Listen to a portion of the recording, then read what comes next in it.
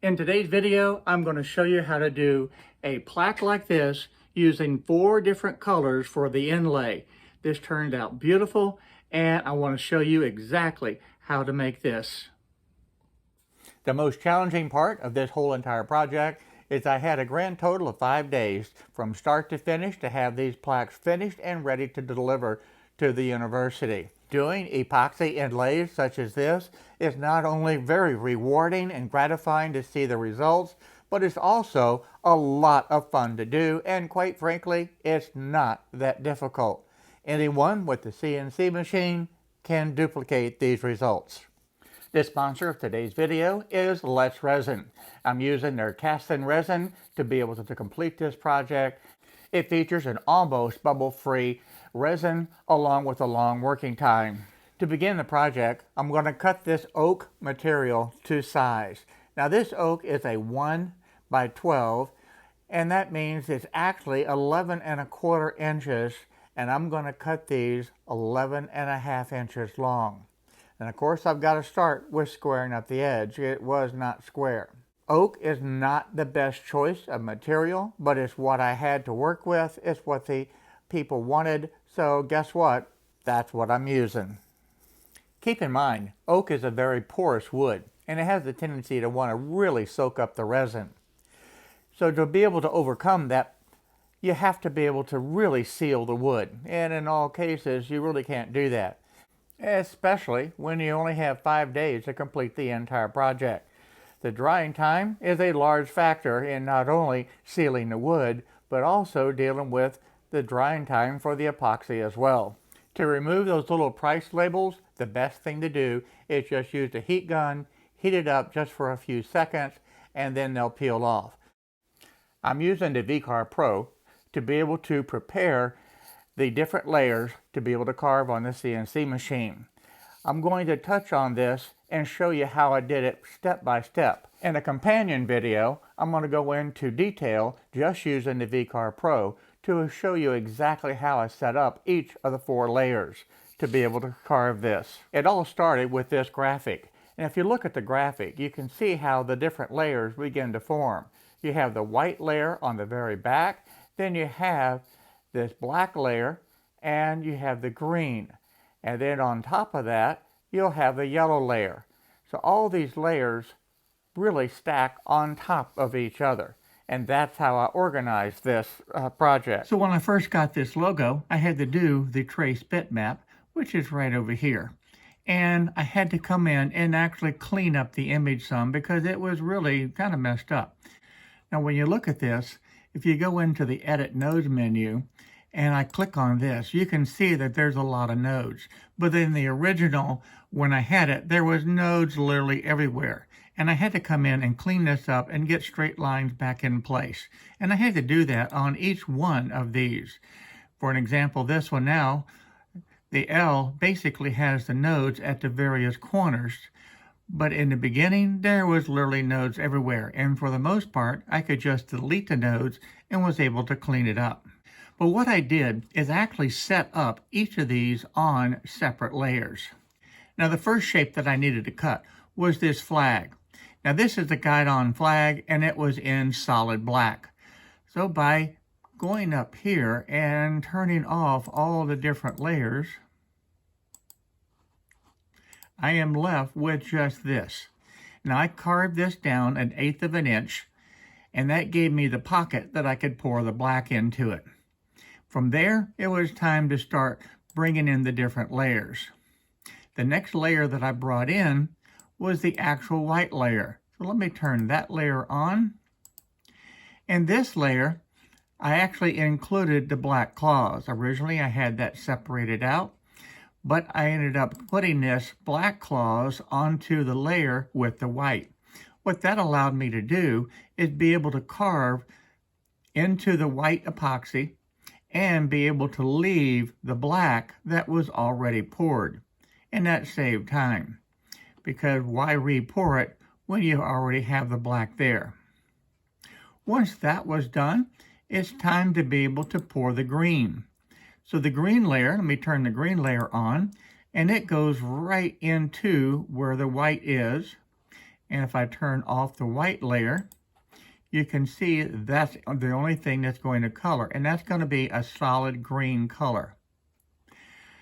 Once that was completed, then I needed to be able to do the yellow. Let me turn the yellow on. Now the L is still there. The reason being, when you create the toolpath, it's going to carve out this area and it's going to leave that green color for the L in place.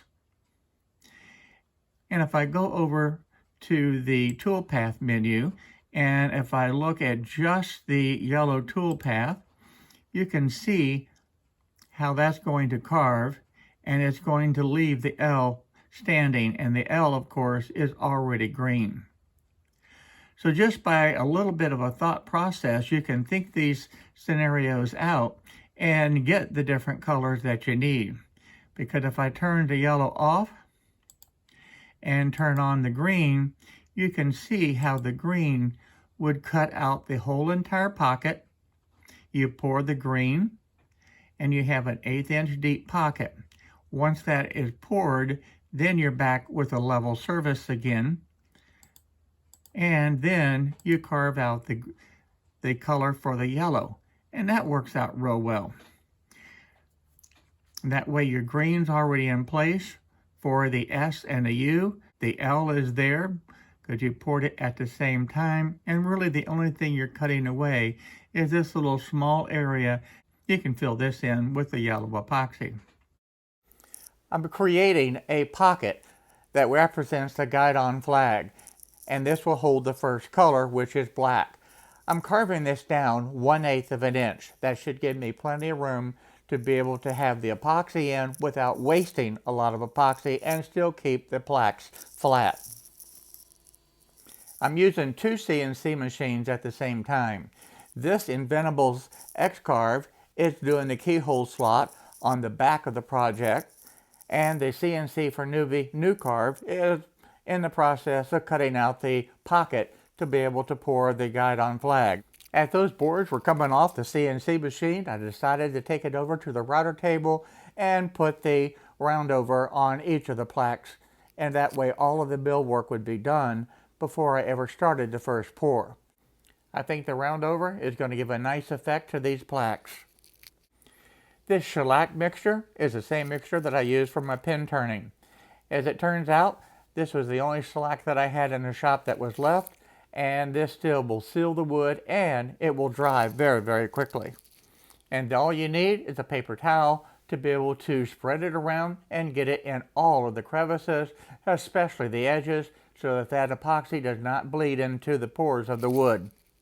Now that I've completed this guidon flag and created the pockets, and I need to be able to determine exactly how much resin that I need to mix to be able to fill all of these different pockets.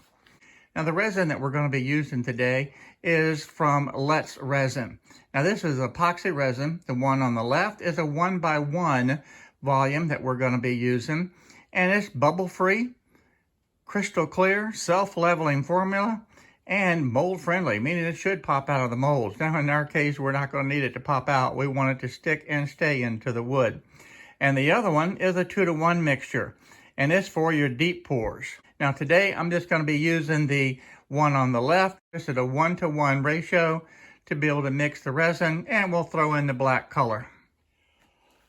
This pocket needs to be filled completely with the resin. Now I've sealed this so that the epoxy will not bleed into the grain of the wood, and hopefully that'll take care of that. We'll be able to leave nice crisp lines. But to be able to determine how much epoxy I need, I'm going to just multiply the 9 inches by the 6 inches. So that's going to be 54 square inches. I'm not going to worry about this. And then you multiply that times the depth, which is 0.125. So how do we determine how many total cubic inches do we need for this project? Well, the first thing is we measured the size of this. It was 9 inches by the 6 inches, and the depth is 0.125. And when you multiply that out, that is going to give you 6.0 6.75, and that's in cubic inches. And then if I take this 6.75 and I multiply that by 9, because I have 9 different plaques, that's going to be a total of 60.75 cubic inches. Well, I need to convert this into ounces. So the question is, how many ounces are in 1 cubic inch? Well, 1 ounce equals 1.805 cubic inches. So we had 60.75 cubic inches. We divide it by this number right there of the 1.805, and that's going to give you 33.66 ounces. And that actually leaves a little bit extra because we did not account for that indentation in our project that we're doing. Now, what I like to do is have about 10% extra. So that means I need to add, if I move that over, I need to add about another 3 ounces. So I'm going to mix up about 36 ounces of material to be able to pour into this project. When you open up this box for the first time, you're going to get a lot of measuring cups. And these are always good to have.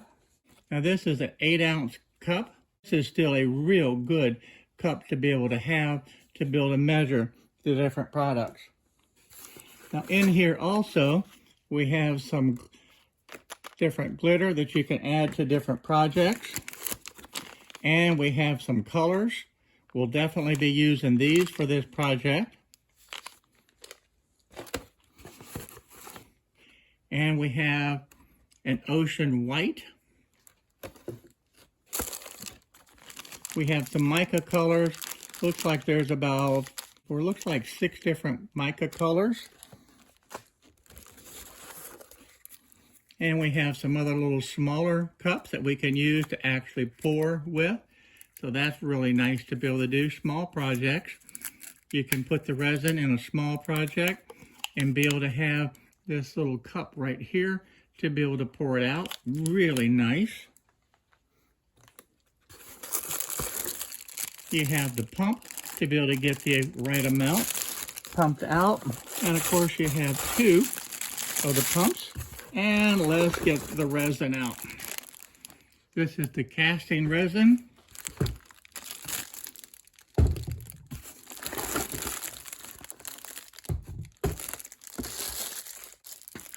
We also have some real cute little spoons in here. Of course, we have the little stir sticks, popsicle sticks, tongue depressors, whatever you want to call them. And we also have this little stir stick that you can actually spread the resin around with. And of course, you're going to have the user manual that comes with this kit. So this is the mica powder that I'm going to be using. This is from the packet from Let's Resin, and this is the black that we need to be able to mix into the resin to be able to fill all of these pockets. Because this is a black guidon flag, so this will be perfect to be able to use for that. Now again, this is the mica powder that I'm going to be using. I've got my stir stick, and you must have gloves whenever you're working with the resin. And I have a bucket to mix all of the resin in. Now this bucket obviously is way too big because I only need to fill up down to this point, but it's the only size bucket that I have. Everything else is too small. Now since I need 36 ounces, I can use these cups. Now these are 8-ounce cups, and these 8-ounce cups are actually measured to here, and I actually went a little bit higher to get 9 ounces in each cup. So that would be 18 ounces of part A, 18 ounces of part B. That gives me the 36 ounces that I need. To mix this, I'm going to use a drill and this little paddle. Now this is the Teflon paddle that I use for the epoxy. To be able to thoroughly mix this, you want to do at least 3 minutes, and you want to scrape the sides and the bottom really, really well. At the end of the 3 minutes, the instruction says let this sit for an additional 3 minutes, and that helps to reduce the bubbles. Now, to make sure that I get the sides, I have this spatula, and I want to stir it again with this really well and get the sides and make sure that it's thoroughly mixed. And this is probably the most important thing about the resin, is making sure that you have it completely mixed. Now, this is a lot. This is a big pour when you're dealing with Let's Resin. Most of the things that they do typically are just small type items. So this actually is a large pour. To make it easier to be able to pour into this cavity, I'm taking a brand new fresh cup and pouring the resin into this. This is a lot easier than trying to use that great big bucket and pour the resin into these pockets. And this way I can dip the cup back into the big bucket, fill it up, and continue pouring the resin into these pockets using this much smaller cup. This is a lot easier to be able to do than trying to use the great big bucket and pouring the resin into it. Now, this is self-leveling, but I do want to help it out a little bit and just get it over into the different areas. This is really nothing more than an 1/8 inch deep mold, but keep in mind, it's not coming out of the mold. It's staying in here. If I left this resin alone, it would self-level and spread throughout this whole entire pocket. But I'm a little bit impatient. I want to be able to get it completely filled, so I'm going to help it out a little bit. That may be enough. Let's see. Gonna help it out just to spread it a little bit quicker. I think I'll need a little bit more. 1 completed, 8 more to go. So I'm going to do this offline so you're not just watching me pour resin into a pocket, and I'll let you see it all when it's done. Okay, I'm back, and these look fantastic. All 9 of them are now poured. One's a little bit overfilled, but that's okay. And I had very little resin left over in the bucket. Not bad at all. The bits that I'm using is an 1/8 inch upcut bit, and I'm also using a 1/16 of an inch upcut bit. And that's going to be able to get the chips up and out of the way.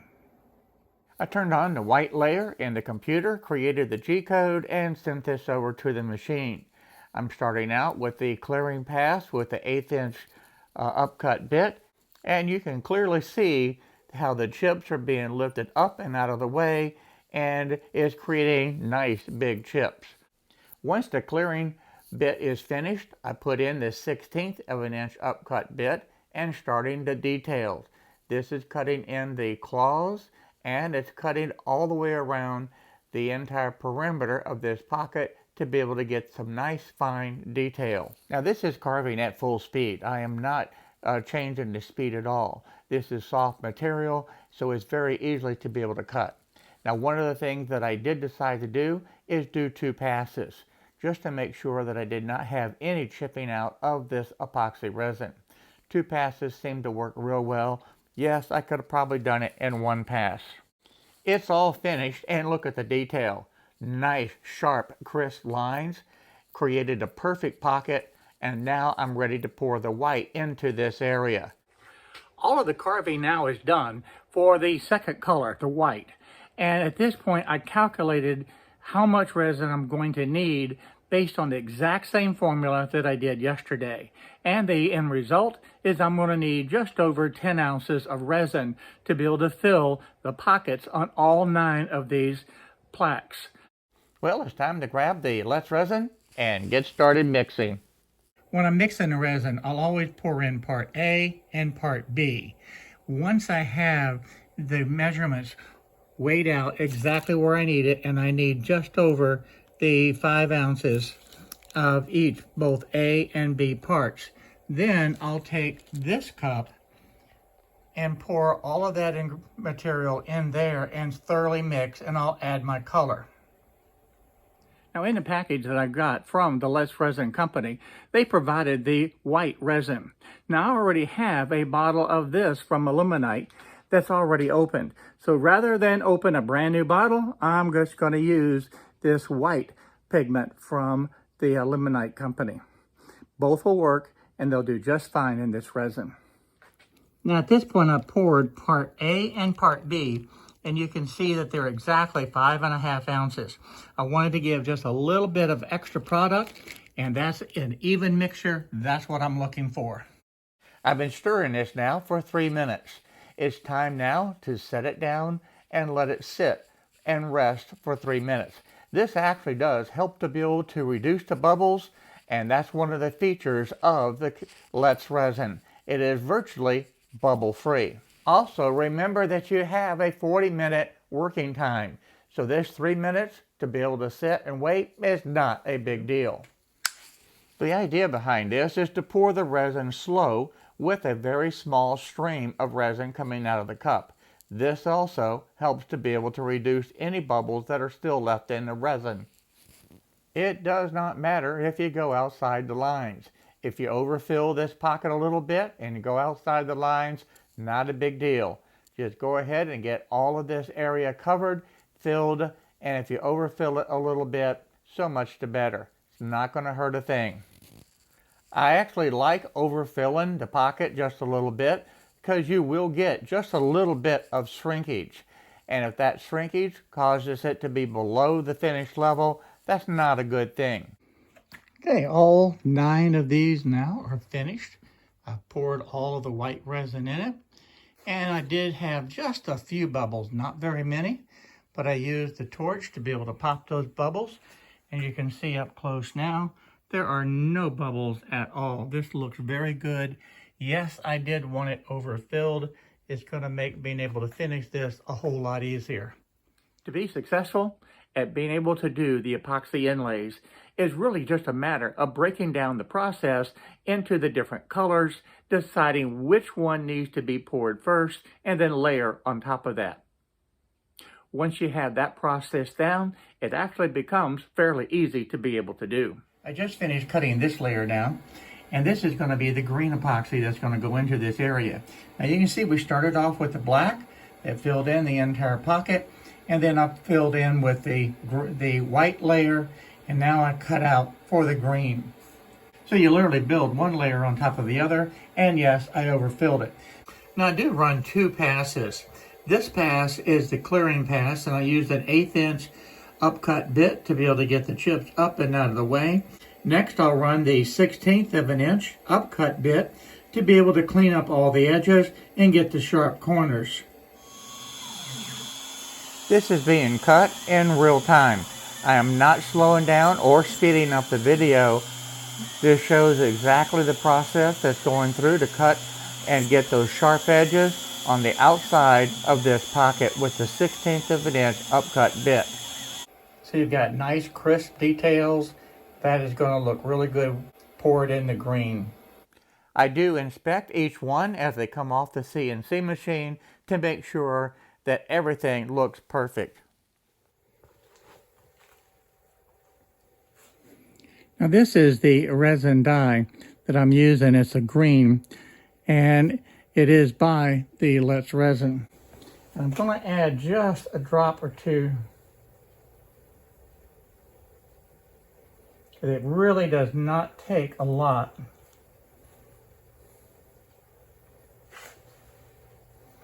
I also used some of this emerald green from Starbond, some mica powder, trying to get the color to match the actual color of the logo. All right, I'm going to pour this one now. Remember, you want to pour slow, and you want to pour where it has a very small little stream of the epoxy coming out of the cup. This really does help to reduce the air bubbles, and that's what you want. You want as few air bubbles as possible. Again, that's one of the features that is known for the Let's Resin. And as you can see this being poured, there's really no bubbles at all that you can see. And I do want to overfill this just a little bit, but that looks really good. The pouring of the green resin is almost finished. I'll let this dry overnight, and then I'll be able to carve out the next pocket for the yellow. It's the next morning, and it's time to be able to load in the yellow toolpath and cut out this section. Because this is such a small area, I only used the 1/16 of an inch upcut bit to be able to carve out this pocket. After carving out the pocket for the yellow resin, this is what it looks like. So this now is ready to pour. This is a perfect opportunity to be able to use these little small cups that was provided by Let's Resin. This allows me to pour a very small stream of the resin right down into this small pocket. You want to be able to, again, pour very slow, and you want to make sure that you actually fill and get the resin all the way down to the very bottom of this pocket. The smaller this pocket becomes, the harder it is to be able to get that resin right down to the very bottom. But that's very important to be able to do that. And yes, again, I'm overfilling this pocket. I take a toothpick and be able to move the resin around and to ensure that it's all the way down to the very bottom and make sure that it's covered every little part of this. If there's an air bubble that's underneath where the resin did not go all the way down to the bottom of the pocket, this toothpick will solve that problem. The next step is planing the surface of the plaque. And wow, what a difference. All that extra resin now is removed and you can see what it looks like. After planing the surface on the CNC machine, a quick sanding with 220 grit paper is all that's necessary. And boy, is it starting to look awesome. It's time to add the clear coat. This is the clear epoxy that was mixed according to the same formula, and it's going to be covering the entire plaque, and it really is going to make this plaque stand out and look sharp. Another very important feature of the Let's Resin epoxy is the fact that it is crystal clear. So this really makes these plaques stand out and look extremely sharp. It's time now to load up the circle medallion toolpath and cut the 2 circles to be able to receive the metal medallions. I'm using a 1/4 inch upcut bit to be able to cut these 2 pockets, and they're being cut 1/8 of an inch deep. To glue the medallions in, I'm going to use the Starbond 5-minute epoxy, and it's only going to take just a little drop of the epoxy to be able to hold these in place. This is an easy process. After applying the epoxy to the back of the medallion, I just used a little speed square to get the perfect alignment. I want to make sure they're exactly straight. Of course, I do the exact same thing with the second medallion to ensure that it's perfectly straight as well. To ensure that the nameplate is exactly centered and straight, I just simply use a ruler, line it up with the top of the circle pocket, and then position it exactly where it needs to be. You only get one chance at this. When you drop it down onto the plaque, it's there, it's not coming loose. I think you'd have to agree, this looks pretty awesome. Thanks a lot for following my journey to get these plaques made. I hope that you enjoyed this video and can see just how easy it is to be able to make projects such as this.